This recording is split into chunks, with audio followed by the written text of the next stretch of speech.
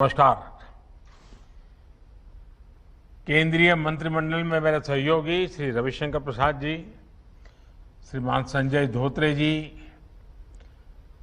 Digital India के अलग अलग इनिशिएटिव से जुड़े सभी मेरे साथियों, भाइयों और बहनों, डिजिटल इंडिया अभियान के 6 वर्ष पूरे होने पर आप सभी को बहुत बहुत शुभकामनाएं।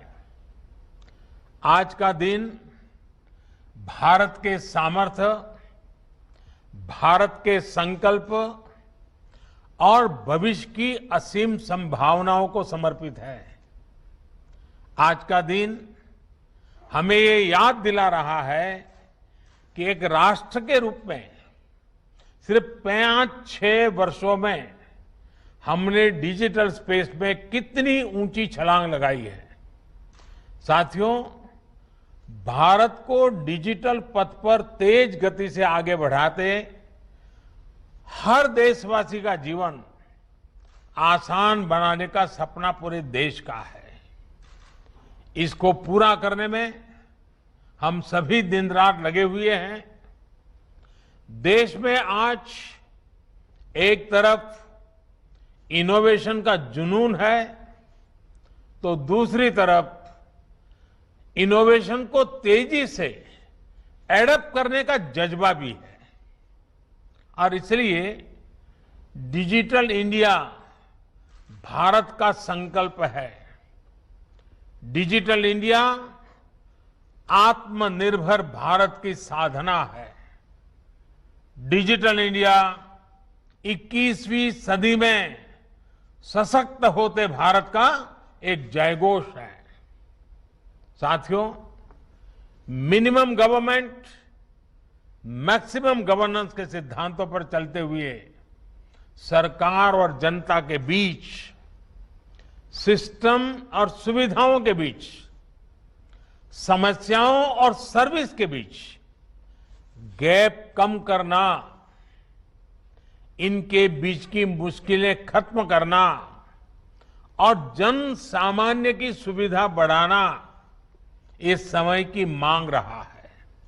और इसलिए डिजिटल इंडिया सामान्य नागरिक को सुविधा और उनके एम्पावरमेंट का एक बहुत सशक्त माध्यम है। साथियों, डिजिटल इंडिया ने कैसे संभव किया है, इसका शानदार उदाहरण है डिजी लॉकर। स्कूल के सर्टिफिकेट, कॉलेज की डिग्री, ड्राइविंग लाइसेंस, पासपोर्ट, आधार या दूसरे दस्तावेजों को संभाल कर रखना हमेशा से लोगों के लिए बहुत बड़ी चिंता रहती है। कई बार बाढ़ में, भूकंप में, सुनामी में, कहीं आग लगने की वजह से लोगों के जरूरी पहचान पत्र नष्ट हो जाते हैं।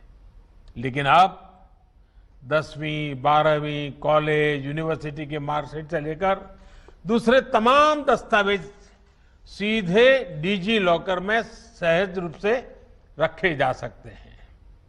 अभी कोरोना के इस काल में कई शहरों के कॉलेज एडमिशन के लिए स्कूल सर्टिफिकेट्स का वेरिफिकेशन डिजी लॉकर की मदद से ही कर रहे हैं। साथियों, ड्राइविंग लाइसेंस हो, बर्थ सर्टिफिकेट हो, बिजली का बिल भरना हो, पानी का बिल भरना हो, इनकम टैक्स रिटर्न भरना हो, इस तरह के अनेक कामों के लिए अब प्रक्रियाएं डिजिटल इंडिया की मदद से बहुत आसान, बहुत तेज हुई है। और गांवों में तो ये सब अब अपने घर के पास सीएससी सेंटर में भी हो रहा है। डिजिटल इंडिया ने गरीब को मिलने वाले राशन की डिलीवरी को भी आसान किया है। ये डिजिटल इंडिया की ही शक्ति है कि one nation one ration card का संकल्प पूरा हो रहा है। अब दूसरे राज्य में जाने से नया राशन कार्ड नहीं बनाना होगा। एक ही राशन कार्ड पूरे देश में मान्य है। और इसके सबसे बड़ा लाभ उन श्रमिक परिवारों को हो रहा है जो काम के लिए दूसरे राज्यों में जाते हैं। अभी मेरी ऐसे ही एक साथी से बात भी हुई। हाल ही में माननीय सर्वोच्च न्यायालय ने भी इससे जुड़ा एक बड़ा अहम फैसला दिया है। कुछ राज्य हैं जो इन बात को मानते नहीं थे। आखिरकार सुप्रीम कोर्ट ने हुक्म किया है कि इन राज्यों ने अब तक जिन्होंने one ration card, one nation वाला बात नहीं स्वीकार किए हैं, वो तुरंत लागू करें। हुक्म करना पड़ा सुप्रीम कोर्ट को और उन्हें भी इसी योजना का लागू करने के लिए कहा गया है। मैं इस फैसले के लिए सुप्रीम कोर्ट का भी अभिनंदन करता हूं, क्योंकि ये गरीबों के लिए है, मजदूरों के लिए है, अपने स्थान से बाहर जिनको जाना पड़ रहा है उनके लिए है। और अगर संवेदनशीलता है तो ऐसे काम को प्राथमिकता तुरंत मिलती है। साथियों, डिजिटल इंडिया आत्मनिर्भर भारत के संकल्प को मजबूत से आगे बढ़ा रहा है। डिजिटल इंडिया उन लोगों को भी सिस्टम से कनेक्ट कर रहा है जिन्होंने कभी इसकी कल्पना भी नहीं की थी। अभी कुछ और लाभार्थियों से मैंने बात की है। वो बड़े गौरव और संतोष के साथ बता रहे थे कि डिजिटल समाधान से कैसे उनके जीवन में बदलाव आया है। रेहड़ी, ठेला, पटरी वालों ने कब सोचा था कि वो बैंकिंग सिस्टम से जुड़ेंगे और उनको भी बैंक से आसान और सस्ता ऋण मिलेगा। लेकिन आज स्वनिधि योजना से यह संभव हो रहा है। गांव में घर और जमीन से जुड़े विवाद और असुरक्षा की खबरें भी अक्सर सुनने को आती रहती हैं। लेकिन अब स्वामित्व योजना के तहत गांव की जमीनों को ड्रोन मैपिंग की जा रही है। डिजिटल माध्यम से ग्रामीणों को अपने घर की कानूनी सुरक्षा का दस्तावेज मिल रहा है। ऑनलाइन पढ़ाई से लेकर दवाई तक के लिए जो प्लेटफॉर्म विकसित किए गए हैं, उनसे देश के करोड़ों साथी आज लाभान्वित हो रहे हैं। साथियों, दूर सुदूर तक स्वास्थ्य सुविधाओं को पहुंचाने में भी डिजिटल इंडिया अहम भूमिका निभा रहा है। थोड़ी देर पहले बिहार के साथी ने मुझे बताया कि ई संजीवनी ने कैसे इस मुश्किल समय में घर बैठे ही उनकी दादी मां के स्वास्थ्य लाभ की चिंता की। सबको स्वास्थ्य सुविधा मिले, समय पर अच्छी सुविधा मिले, ये हमारी प्राथमिकता है। और इसके लिए नेशनल डिजिटल हेल्थ मिशन के तहत एक प्रभावी प्लेटफॉर्म पर भी काम चल रहा है। इस कोरोना काल में जो डिजिटल सॉल्यूशन भारत ने तैयार किए हैं, वो आज पूरी दुनिया में चर्चा का भी विषय है और आकर्षण का भी विषय है। दुनिया के सबसे बड़े डिजिटल कॉन्टैक्ट ट्रेसिंग ऐप में से एक आरोग्य सेतु का कोरोना संक्रमण को रोकने में बहुत मदद मिली है। टीकाकरण के लिए भारत के कोविन ऐप में भी आज अनेकों देश दिलचस्पी दिखा रहे हैं। वो चाहते हैं उनके देश में इस योजना का लाभ मिले। वैक्सीनेशन की प्रक्रिया के लिए ऐसा मॉनिटरिंग टूल होना हमारी तकनीकी कुशलता का प्रमाण है। साथियों, कोविड काल में ही हमने अनुभव किया कि डिजिटल इंडिया ने हमारे काम को कितना सरल बना दिया है। आज तो हम देखते हैं कि कोई पहाड़ों से, कोई गांवों में बने होम स्टे से अपना काम कर रहा है। कल्पना कीजिए, ये डिजिटल कनेक्ट नहीं होता तो कोरोना काल में क्या स्थिति होती। कुछ लोग डिजिटल इंडिया के प्रयासों को सिर्फ गरीब से जोड़कर देखते हैं, लेकिन इस अभियान ने मध्यम वर्ग और युवाओं की जिंदगी भी बदल दी है। और हमारे ये जो आजकल ये जो मिलेनियल्स हैं, अगर आज ये सारा दुनिया न होती, टेक्नोलॉजी न होती, तो उनका क्या हाल होता। बिना सस्ते स्मार्टफोन, सस्ते इंटरनेट और सस्ते डेटा के उनके डेली रूटीन में जमीन आसमान का अंतर होता है। इसलिए मैं कहता हूं, डिजिटल इंडिया यानी सबको अवसर, सबको सुविधा, सबकी भागीदारी। डिजिटल इंडिया यानी सरकारी तंत्र तक हर किसी की पहुंच। डिजिटल इंडिया यानी पारदर्शी, भेदभाव रहित व्यवस्था और भ्रष्टाचार पर चोट। डिजिटल इंडिया यानी समय, श्रम और धन की बचत। डिजिटल इंडिया यानी तेजी से लाभ, पूरा लाभ। डिजिटल इंडिया यानी मिनिमम गवर्नमेंट, मैक्सिमम गवर्नेंस। साथियों, डिजिटल इंडिया अभियान की एक और खास बात रही है कि इसमें इंफ्रास्ट्रक्चर के स्केल और स्पीड दोनों पर बहुत बल दिया गया। देश के गांवों में करीब 2.5 लाख कॉमन सर्विस सेंटर ने इंटरनेट को वहां भी पहुंचाया जहां कभी ये बहुत मुश्किल माना जाता था। भारत नेट योजना के तहत गांव-गांव ब्रॉडबैंड इंटरनेट पहुंचाने के लिए मिशन मोड पर काम चल रहा है। पीएम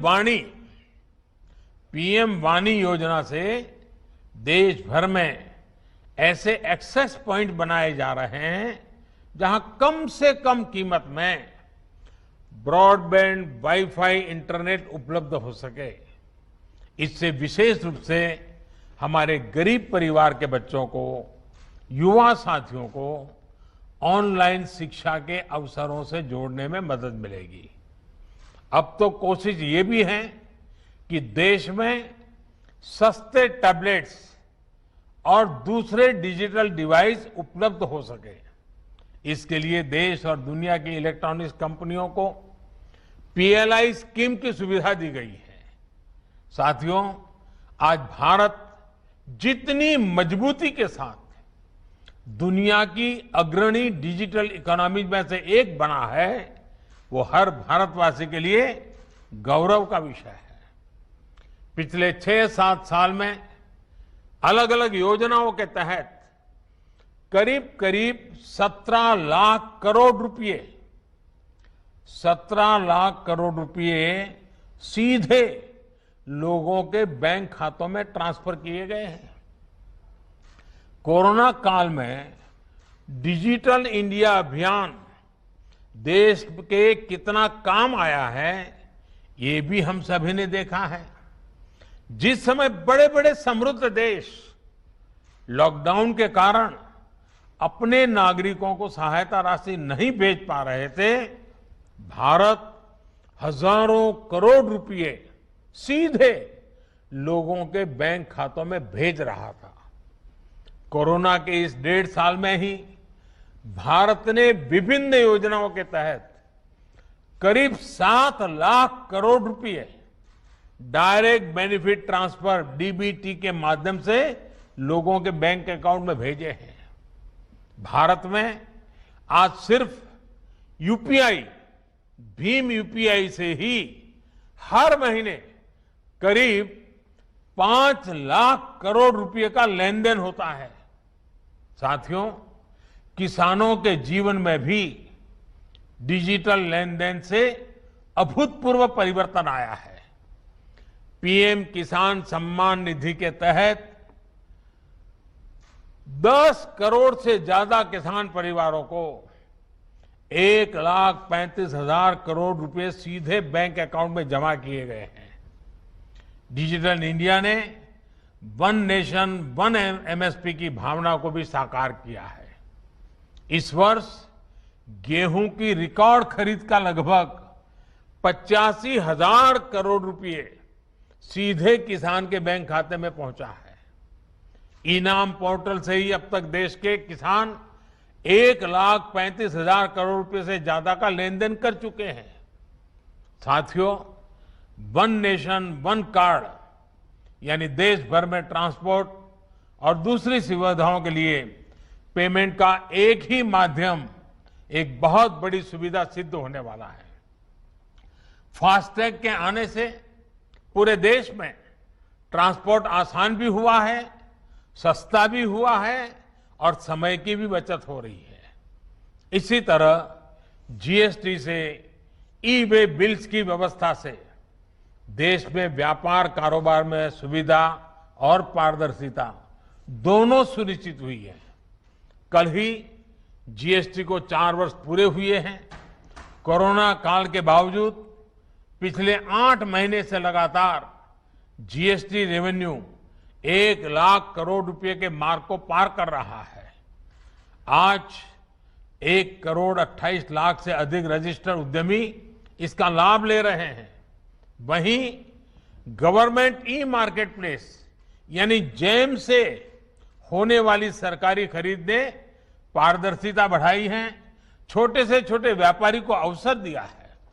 साथियों, ये दशक डिजिटल टेक्नोलॉजी में भारत की क्षमताओं को ग्लोबल डिजिटल इकोनॉमी में भारत की हिस्सेदारी को बहुत ज्यादा बढ़ाने वाला है। इसलिए बड़े बड़े एक्सपर्ट्स इस दशक को इंडिया टेकड के रूप में देख रहे हैं। एक अनुमान है कि अगले कुछ सालों में भारत की दर्जनों टेक्नोलॉजी कंपनियां यूनिकॉर्न क्लब में शामिल होगी। ये दिखाता है कि डेटा और डेमोग्राफिक डिविडेंड की सामूहिक ताकत कितना बड़ा अवसर हमारे सामने ला रही है। साथियों, 5G टेक्नोलॉजी पूरी दुनिया में जीवन के हर पहलू में बड़े बदलाव करने वाली है। भारत भी इसके लिए तैयारी में जुटा है। आज जब दुनिया इंडस्ट्री 4.0 की बात कर रही है तो भारत इसके एक बड़े भागीदार के रूप में उपस्थित है। डेटा पावर हाउस के रूप में भी अपनी जिम्मेदारी का भारत को एहसास है। इसलिए डेटा प्रोटेक्शन के लिए भी हर जरूरी प्रावधान पर निरंतर काम चल रहा है। कुछ दिन पहले ही साइबर सिक्योरिटी से जुड़ी इंटरनेशनल रैंकिंग आई है। 180 से ज्यादा देशों के ITU global cyber security index में भारत दुनिया के टॉप 10 कंट्रीज में टॉप 10 देशों में शामिल हो चुका है। साल भर पहले तक हम इसमें 47वीं रैंक पर थे, करीब करीब 50। साथियों, मुझे भारत के युवाओं पर, उनके सामर्थ्य पर पूरा भरोसा है। मुझे विश्वास है कि हमारे युवा डिजिटल एम्पावरमेंट को नई ऊंचाइयों पर पहुंचाते रहेंगे। हमें मिलकर प्रयास करते रहना होगा। हम इस डेकेड को इंडिया टेकेड बनाने में सफल होंगे। इसी कामना के साथ आप सभी को फिर से मेरी बहुत बहुत शुभकामनाएं। माननीय प्रधानमंत्री जी, आपके प्रेरणादायक और उत्साहवर्धक शब्दों के लिए आपको कोटि कोटि आभार। हम आपको विश्वास दिलाना चाहते हैं कि आपके देखे हुए हर सपने को साकार करने के लिए हम भरसक प्रयास करेंगे। न्यूज 6 ओडिया, सत्य, संकल्प और संघर्ष।